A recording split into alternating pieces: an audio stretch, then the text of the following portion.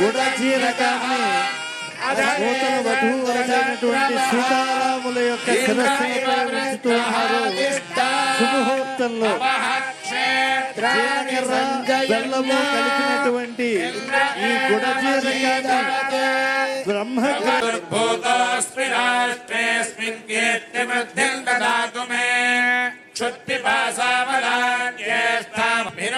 Janaki Ramana Govinda, Vaidehi Ramana Govinda.